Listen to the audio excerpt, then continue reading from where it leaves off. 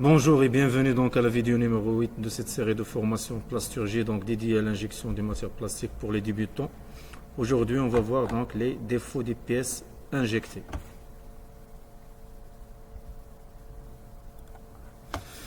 Donc, les défauts des pièces injectées. Donc, durant cette vidéo, donc on va essayer donc de savoir quels sont les problèmes donc généraux liés à la détection et à la résolution des défauts de moulage par injection. On va voir donc la relation entre chacun de ces défauts et on va voir donc les paramètres qui ont un effet à court terme et les paramètres qui ont un effet à long terme. Et on va finir avec 7 défauts et on va essayer de voir quelles sont les causes et les solutions pour y remédier.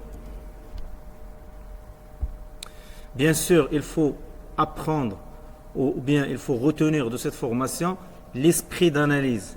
Ce n'est pas les valeurs, c'est-à-dire les valeurs. Il ne faut pas prendre les valeurs. Si vous voulez donc exercer ce métier, vous devez trouver les bonnes valeurs. Mais à travers cette formation, vous allez comprendre comment un défaut varie en fonction d'un paramètre ou de plusieurs paramètres, c'est-à-dire en augmentant, en diminuant ce paramètre. Donc retenez la manière d'analyse et d'action plutôt que les valeurs.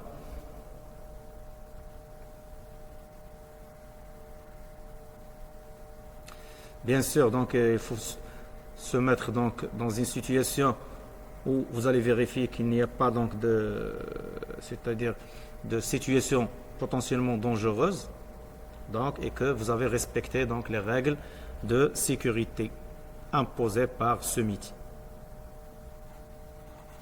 On va commencer avec le problème de reconnaissance des défauts.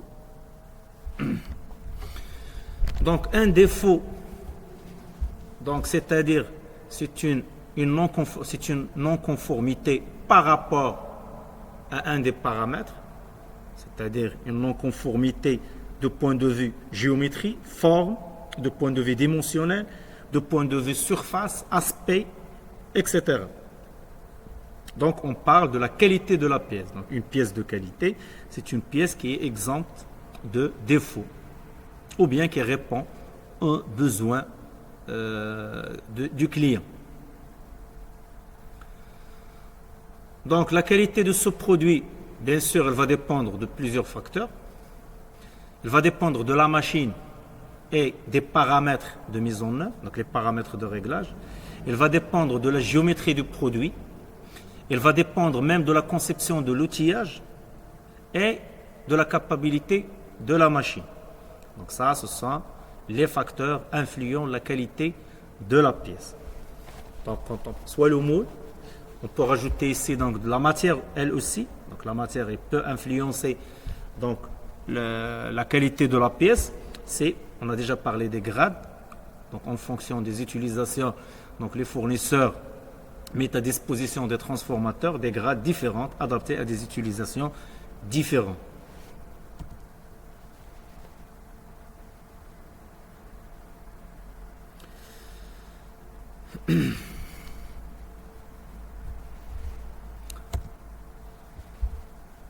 Donc les défauts détaillés de ce module ne sont pas supposés apparaître que sur des pièces normalement sans défaut. Les défauts peuvent par conséquent être corrigés par ajustement des paramètres de mise en œuvre. Donc bien sûr, sur l'origine, on va voir comment corriger ça en utilisant les paramètres de mise en œuvre, les paramètres de réglage. Si vous avez un problème lié au moule, vous devez donc intervenir sur le moule. Et si vous avez donc un problème lié à la capacité machine ou donc à des caractéristiques de la machine, donc vous devez intervenir sur cela.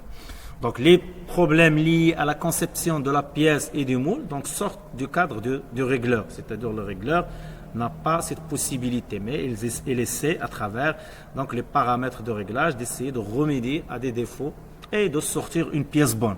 Donc c'est là où il y a donc c'est-à-dire une interface, c'est-à-dire grâce à une variabilité ou bien à la possibilité de faire varier les paramètres, les différents paramètres de réglage, on essaie de corriger des problèmes, même des problèmes qui sont dus à l'origine à la conception de pièce ou à la conception du moule et à la réalisation du moule. Et donc, ça, c'est donc un régleur, il est toujours sous pression, elle est toujours donc amenée à, c'est-à-dire donner ou à produire la bonne pièce, quels que soient donc les autres paramètres. Sinon, il faut, si le problème ne se résout pas par les paramètres ou la modification des paramètres, on doit donc s'attaquer à l'origine du problème et de l'éliminer.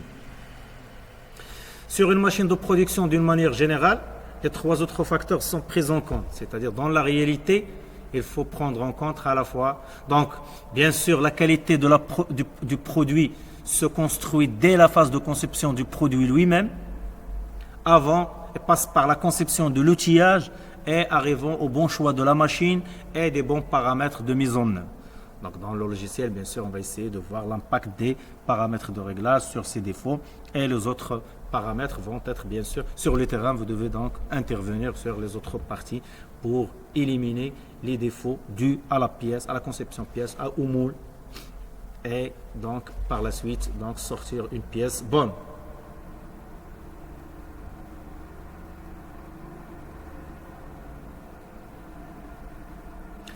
Bien sûr, pour la correction des défauts, pour corriger un défaut, vous devez donc, c'est-à-dire faire un certain nombre d'actions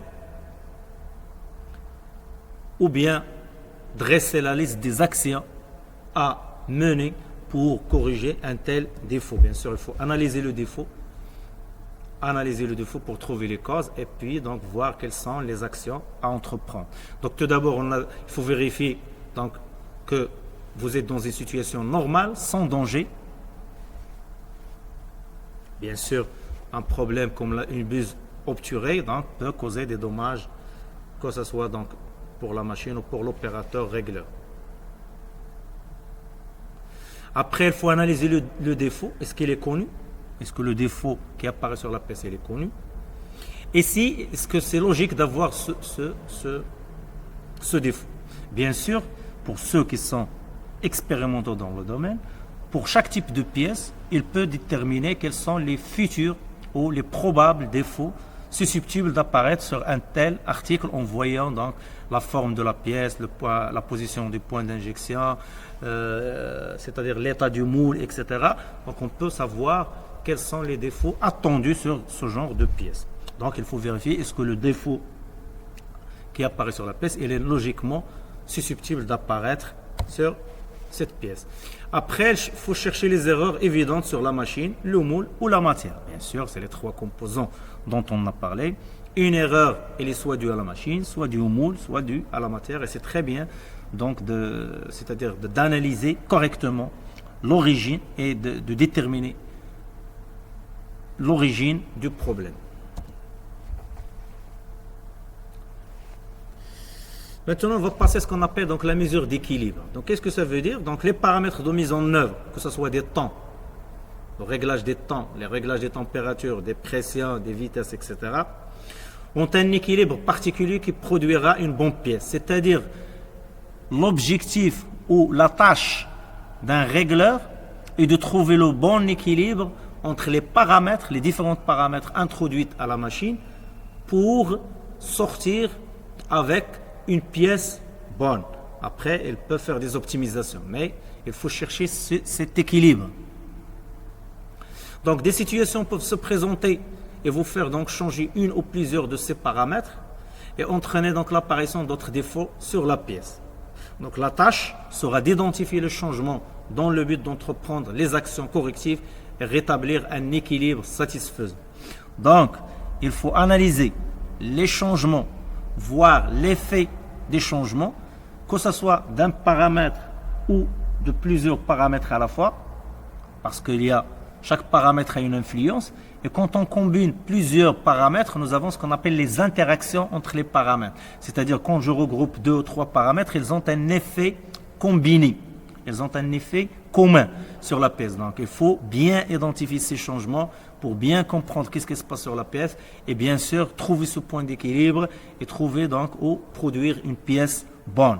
Donc la tâche, ce n'est pas facile, c'est une tâche qui dépend des facultés du régleur à bien analyser, c'est-à-dire à bien analyser le processus et donc essayer de trouver la relation entre la sortie ou les sorties, donc la sortie ici, donc c'est les défauts par rapport aux entrées qui sont les paramètres de réglage. Donc un temps, une température et une pression, ils sont intimement liés. Donc les paramètres de mise en œuvre, temps, température, pression, sont très dépendants les uns des autres. Donc il y a des interactions entre ces paramètres. C'est-à-dire que changer un, et bien sûr ça va influencer les autres.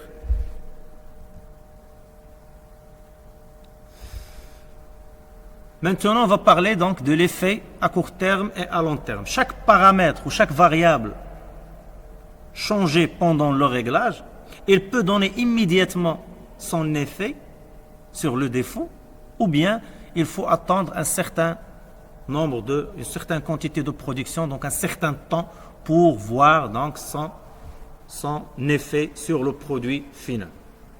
Donc tout paramètre, donc deux catégories de variables peuvent être ajustées pour corriger les défauts. Donc on parle de variables avec effet à court terme. Donc le résultat de l'ajustement de ce paramètre ou de cette variable peut être observé sur la moulée suivante. C'est-à-dire, vous changez le paramètre, vous pouvez voir son effet directement sur l'injection suivante. Donc on parle de variables à effet à court terme. Il y a des variables à effet avec effet à long terme. Donc dans ce cas, donc les variables à effet à court terme,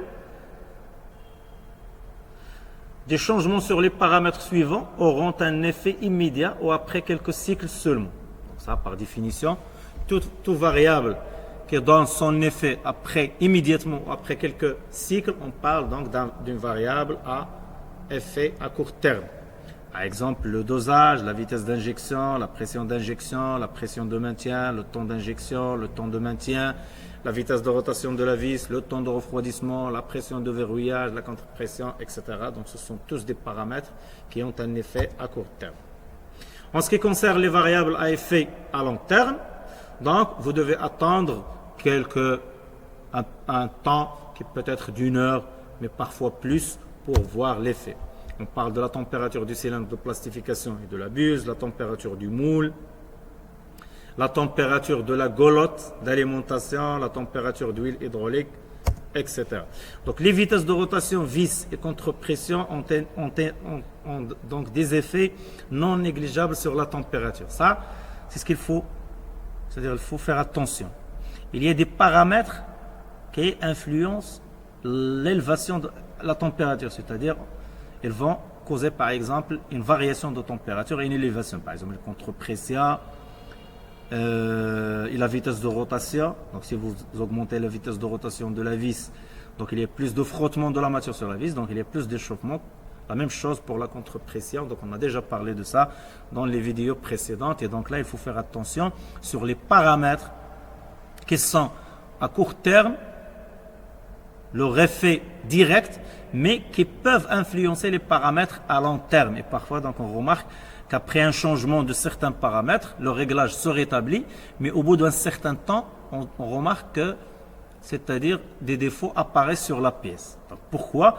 Parce que le paramètre changé avait un effet immédiat, il a éliminé les défauts, mais il a un effet sur d'autres paramètres qui nécessitent de temps pour donner leur effet, et par la suite, donc, vous devez faire attention de ça. Donc ça, c'est un domaine où il faut bien faire les relations entre les paramètres pour bien maîtriser son réglage.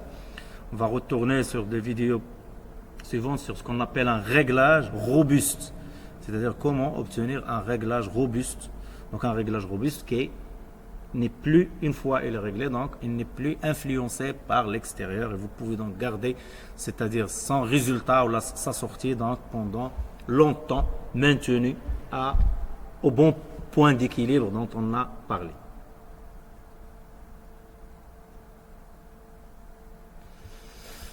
En ce qui concerne la méthode de correction des défauts, donc bien sûr, chacun a sa façon de travailler, mais il faut être méthodique, c'est-à-dire il faut avoir une méthode. Donc par exemple, vous pouvez donc avoir entre les mains, pour ceux qui analysent les défauts, donc des stylos, des blocs de notes, des marqueurs de couleurs différentes, donc une balance, un thermomètre et une sonde, un instrument de mesure d'émotionnel, donc tous les moyens de mesure et de contrôle pour bien vérifier donc les paramètres, leurs effets avant donc d'entreprendre ou de passer à l'action. Et bien sûr, si vous avez des procédures établies, préétablies pour la correction des défauts, vous devez les suivre, bien sûr, les suivre, mais pas d'une façon aveugle. Si une procédure donc elle est mal rédigée ou bien mal organisée, vous pouvez donc demander donc de mettre à jour la procédure, mais en justifiant pourquoi. Mais si vous avez des procédures qui sont testées, donc vous devez les respecter et les suivre. Réfléchir avant d'agir, comme dit le proverbe. Il faut prendre le temps de réfléchir, d'analyser avant de toute modification du paramètre. Parce que chaque changement, il aura des conséquences et il peut aggraver la situation. Si vous ne connaissez pas, vous ne maîtrisez pas la relation entre les paramètres, ce qui est toujours difficile, vous devez toujours modifier un seul paramètre à la fois, voir son effet et voir les limites de son effet avant de passer à un autre paramètre. Et comme ça, vous pouvez voir donc, c'est-à-dire les effets de paramètres indépendamment des interactions qui sont difficilement maîtrisables, surtout pour les débutants. Si le réglage entraîne un changement de température, comme on l'a dit dans la page c'est-à-dire précédente, c'est-à-dire il va influencer la température. On sait que la température, c'est une variable à effet à long terme, donc il faut attendre que la machine se stabilise avant de continuer et de prendre des décisions et de prélever, donc contrôler et faire les actions. Et si les défauts s'amplifient ou bien aucune amélioration n'apparaît pas sur le paramètre modifié, vous devez le remettre à sa valeur initiale, sa valeur d'origine. Et bien sûr, vous devez noter chaque modification et noter aussi ses effets pour avoir une idée globale pour votre compréhension, analyse et action sur le procédé. Il faut garder les échantillons de pièces en veillant bien à les identifier avec des marqueurs. Comme ça, vous pouvez les marquer par groupe de défauts ou par ordre d'injection. C'est très important, l'ordre, pour voir les effets en notant les paramètres, c'est-à-dire qui ont permis donc l'injection de telles pièces. Maintenant, on va rentrer donc à la dernière partie, donc c'est les défauts. On va voir 7 défauts, les causes et les actions correctives de ces défauts. Donc ce module, cette partie de la fin de ce module va apparaître donc dans les options permettant d'observer donc 7 types de défauts. Donc on va essayer de voir 7 de défauts, donc offrant donc la possibilité de tester donc les questions avec des choix multiples. Donc les éléments disponibles pour chaque défaut sont un dessin, une description, les causes, les vérifications et les actions correctives. Donc on va voir le défaut, sa définition, explication avec un dessin, une description du défaut, quelles sont les causes probables du défaut, quelles sont les vérifications à faire et finalement quelles sont les actions correctives. On va faire ça pour 7 défauts.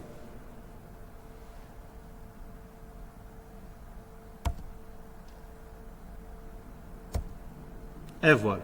Donc nous avons l'incomplet, les rotations, les brûlures, les lignes de soudure, les bavures, la contamination, la coloration non homogène. Donc 7 défauts qu'on va découvrir ensemble. On va commencer avec l'incomplet. Qu'est-ce que ça veut dire un incomplet? Donc un incomplet, c'est une partie de la pièce inachevée où la matière n'a pas pu atteindre et remplir cette zone. Donc on parle d'incomplet, parfois d'un rempli. Donc c'est ça ce qu'on appelle le défaut. Donc quelles sont les causes? Donc la matière n'a pas pu atteindre la partie de la pièce où l'incomplet est apparu. Donc ce défaut est causé par, c'est-à-dire plusieurs causes. Soit la quantité de matière dosée, elle est insuffisante. Donc on n'a pas bien doser la quantité suffisante, ou bien la matière a figé quelque part avant d'atteindre donc l'extrémité de la zone à remplir. Donc dans ce cas-là, il faut faire des vérifications et des actions correctives. Quelles sont les vérifications qu'il faut faire dans le cas d'incomplet? Il faut vérifier le dosage. Est-ce que la quantité dosée est suffisante pour remplir la pièce avec son canal d'alimentation? Vérifier est-ce que la vitesse d'injection n'est pas trop faible ou bien la matière elle est trop visqueuse. Il faut vérifier la position de point de commutation, c'est-à-dire le passage de la phase de remplissage à la phase du maintien. Et il faut vérifier aussi les températures matière et température du moule qui ont une influence directe sur l'écoulement de la matière à l'intérieur du moule. Donc ça, c'est les vérifications. Quelles sont les actions correctives? Il faut donc, dans le cas où vous avez trouvé que la quantité dosée n'est pas suffisante, d'augmenter la course de dosage. Il faut donc s'assurer que la vitesse d'injection est compatible avec la matière et la pression d'injection est suffisante. Et il faut vérifier la course. Si vous commettez par une course, par la position, la commutation par la position, vérifiez que la course de passage en commutation ou de passage en maintien, c'est-à-dire le point de commutation par position, est bien ajusté. Sinon, vous l'ajustez pour pouvoir donc mettre plus de matière à l'intérieur du moule avant de s'arrêter pour faire la phase du maintien. Et bien sûr, il faut vérifier les températures matière et moule pour améliorer donc l'écoulement de la matière. Deuxième défaut, c'est les rotations. Donc les rotations apparaissent comme des zones creuses sur la surface de la pièce. Donc ce défaut est causé par un retrait de la matière dans le moule lors de refroidissement. Donc vous savez que toute matière donc subit un retrait et donc on a parlé donc d'une alimentation c'est-à-dire de l'empreinte dans la phase de maintien pour garder la pièce compacte à l'intérieur du moule. Donc on n'a pas cette alimentation, donc la pièce va subir le retrait et donc on va voir des sortes de cavités et des zones creuses qui apparaissent sur la pièce. Qu'est-ce qu'il faut faire? Il faut vérifier le matelas. Est-ce qu'elle est suffisante? Parce que si vous n'avez pas de matelas, la phase de maintien elle est inutile. Parce que la phase de maintien est utilisée pour continuer d'alimenter donc l'empreinte en attendant donc la solidification du seuil et l'arrêt donc de retour de la matière. Donc si le matelas est absent, ça veut dire que vous n'avez pas de la matière qui peut continuer donc d'alimenter et donc vous aurez ce problème de rotation. Il faut vérifier aussi la pression de maintien. Vous pouvez avoir la quantité mais pas la pression de maintien n'est pas suffisante. Ou bien le temps de maintien s'arrête, c'est-à-dire avant, c'est-à-dire que le seuil d'injection est figé. Donc si le temps de maintien n'est pas suffisant et il se termine avant que le seuil se solidifie, donc la matière va sortir vers l'extérieur et donc va entraîner donc ce défaut-là. Et il faut vérifier le moment où le seuil d'injection se fige parce que c'est en fonction de ce moment qu'on va régler donc le temps de maintien. Quelles sont les actions correctives? Il faut augmenter le dosage en ajustant bien sûr le point de commutation parce qu'on peut augmenter la quantité dosée seulement en jouant sur le point de commutation. Il faut donc voir la pression de maintien, il faut l'augmenter. Il faut augmenter le temps de maintien et vérifier qu'elle s'arrête, c'est-à-dire au bon moment par rapport au seuil. Et la température du moule aussi. Donc pour retarder le moment de figage du seuil d'injection, une augmentation du temps de maintien sera donc nécessaire. Donc la température du moule, c'est-à-dire va vous permettre d'allonger donc le figage, le moment du figage du seuil d'injection. Troisième défaut, les brûlures. Donc les brûlures sont des marques noires, brunes ou blanches dans une zone de fin d'écoulement, généralement à l'opposé du seuil d'injection, de la même façon qu'un incomplet peut également être un signe de détecter une brûlure. Donc les brûlures, ce sont des marquages qui peuvent prendre différentes couleurs, qui allant du noir, brune ou blanche, dans des zones généralement c'est de fin d'écoulement. Quelles sont les causes? vous savez, quand on ferme le moule, il y a de l'air à l'intérieur. Donc l'air contenu dans le moule, s'il n'arrive pas à sortir du moule pendant la phase de remplissage, il va se trouver emprisonné. Et avec la pression d'injection de la matière, sa température, elle va se comprimer et sa température va s'élever. Et donc, il peut causer donc des brûlures locales, surtout dans les fins de remplissage, parce que la matière chasse l'air vers la fin du remplissage où il se regroupe. S'il ne trouve pas des évents de dégazage, il va causer ce genre de défaut. Donc c'est de l'air emprisonné qui empêche donc le remplissage complet, c'est-à-dire cette zone qui contient de l'air ne va pas laisser donc de la matière, c'est-à-dire remplir cette zone, et elle va causer donc ce genre de défaut. Quelles sont les vérifications? Il faut vérifier que la force de verrouillage n'est pas trop élevée, parce que si vous verrouillez le moule plus que le nécessaire, vous pouvez obturer donc les zones ou les évents de dégazage. Est-ce que le moule déjà est équipé des évents? Donc ça c'est une action à faire sur le moule, ou bien les évents ont été bouchés avec l'utilisation, donc ils se bougent, donc vous devez les nettoyer. Donc les actions, il faut nettoyer les évents, ça sur le moule. Il faut, si vous ne trouvez pas les évents, vous devez les aménager sur le moule. Il faut diminuer la force de verrouillage, si c'est possible bien sûr, qui va vous permettre de libérer de l'air, mais sans que des bavures apparaissent sur la pièce. Et il faut diminuer aussi la vitesse d'injection pour permettre à l'air emprisonné de s'échapper. Ça c'est très très important aussi. La vitesse d'injection, si elle est rapide, donc il ne va pas, parce que les évents ils sont relativement faibles, donc ils vont nécessiter des temps pour que tout le gaz sorte du moule. Donc là il faut du temps. Si vous injectez rapidement, vous n'aurez pas cette possibilité que l'air sort et donc la matière va l'empêcher donc de sortir, impliquant donc sa compression et son élévation de la température, donc causant à la fois des incomplets et des brûles. Un autre défaut, c'est les lignes de soudure.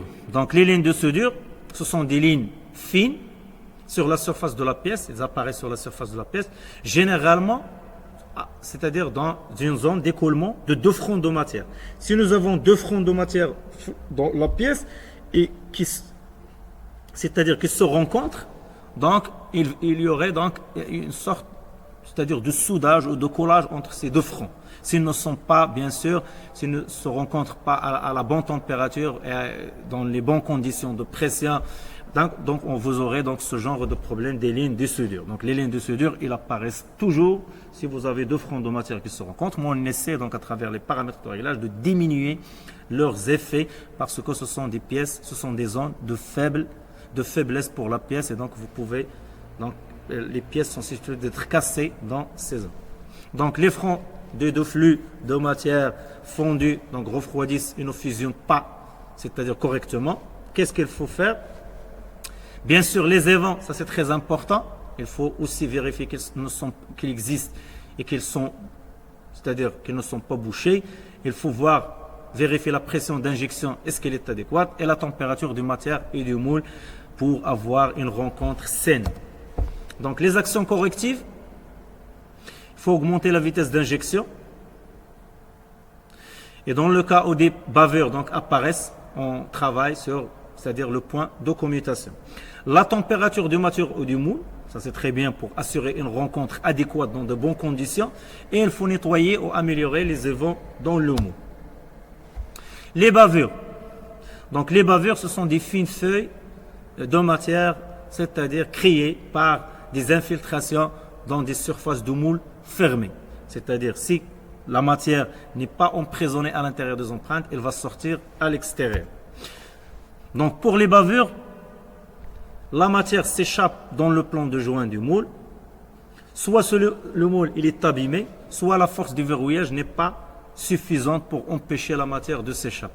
Comment savoir que le défaut de bavure vient de la force de verrouillage ou bien d'un défaut ou d'un endommagement du moule? C'est très simple. Si le verrouillage n'est pas suffisant, vous devez avoir une bavure qui tourne autour de toute la pièce, c'est-à-dire qu'on tourne la pièce entière. Donc ça, c'est un problème de verrouillage. Mais si vous trouvez que des bavures dans des zones de la pièce, seulement dans des zones, ça veut dire que c'est des endommagements dans le moule. Qu'est-ce qu'il faut faire? Il faut vérifier la force de verrouillage, est-ce qu'elle est suffisante? Est-ce que le moule n'est pas endommagé dans les zones de bavure? Il faut vérifier est-ce que c'est la pression de maintien n'est pas excessive? et il faut vérifier aussi le point de commutation, est-ce qu'elle est correcte. Les actions correctives, il faut augmenter la force de verrouillage, réduire la pression de maintien, ajuster le point de commutation et réparer le moule s'il est endommagé. La contamination, lorsque des corps étranges donc, sont moulés avec la pièce, donc la matière est contaminée. Donc les causes de contamination, soit ils peuvent, c'est-à-dire être à l'origine, viennent avec la matière vierge qui est défectueuse, c'est-à-dire de la matière qui est déjà, c'est-à-dire subit cette contamination, donc la matière elle est défectueuse, ou bien la matière est rebrouillée, c'est-à-dire qui a été recyclée, donc elle aussi elle vient déjà contaminée, ou bien un nettoyage du broyeur n'a pas été fait, ce qui a causé donc le changement de la matière et sa contamination, une mauvaise purge des fourreaux avant le démarrage. Donc généralement des contaminations, on peut les voir sur les premières pièces si on n'a pas bien purgé la pièce, et des matières dégradées, donc c'est-à-dire maintenues trop longtemps dans le fourreau. Si vous gardez donc la matière trop longtemps sur le fourreau, on peut avoir des dégradations. Donc qu'est-ce qu'il faut faire? Donc vérification, il faut vérifier que la contamination par une autre matière dans la trémie, s'il n'y a pas, c'est-à-dire d'autres substances qui contaminent la matière, c'est-à-dire à la trémie, donc à l'alimentation. Il faut vérifier de l'état de la matière vierge ou bien de la matière rebrouillée, et il faut vérifier donc aussi le temps de stagnation de la matière dans le fourreau. Donc c'est le temps, si elle reste longtemps, donc on peut avoir ce genre de contamination. Les actions correctives, nettoyer les trémies et le broyeur, nettoyer au rebut ou bien mettre au rebut les matières contaminées, bien sûr il faut les écarter, il faut bien purger le fourreau et réduire donc la vitesse de rotation de la vis qui peut elle aussi donc être à l'origine de ce défaut. La coloration non homogène, une coloration non homogène, c'est-à-dire on remarque que la couleur de l'article n'est pas bien uniforme, vous trouvez des gens qui sont plus c'est-à-dire colorés que d'autres. Et donc la répartition de colorants, donc, elle est hétérogène. Donc le malaxage est insuffisant par la vis, donc il faut travailler sur l'efficacité de la vis. Donc il faut tout d'abord vérifier que le bon colorant est utilisé. Le colorant est utilisé avec les proportions recommandées. Et le colorant est-il uniformément mélangé au polymère en granulés poudre, c'est-à-dire si le mélange se fait donc à l'extérieur, donc vous devez veiller que le bon pourcentage avec le mélange il a été bien fait. Et pour améliorer donc le travail de la vis, on a déjà parlé de ça, c'est la contre-pression et la vitesse de rotation de la vis. Est-ce qu'elles sont correctes? Donc qu'est-ce qu'il faut faire? Améliorer le malaxage à l'extérieur, c'est-à-dire à l'extérieur de la machine. Après, donc, travailler sur la contre-pression pour améliorer l'efficacité de travail de la vis. Utiliser un colorant compatible avec la matière et augmenter la température de la matière pour permettre donc une bonne homogénéisation de cette matière. Donc, comme ça, nous avons terminé donc cette partie donc des défauts des pièces injectées. Donc, 7 défauts, bien sûr, il y en a plusieurs défauts. Donc, on va revenir sur ça dans les vidéos avancées. C'est-à-dire on va parler donc de chaque défaut, cause et remède. Peut-être qu'on va faire une vidéo pour chaque défaut pour rentrer dans les détails. Je vous remercie et à la prochaine vidéo. Inch'Allah, je vous dis au revoir.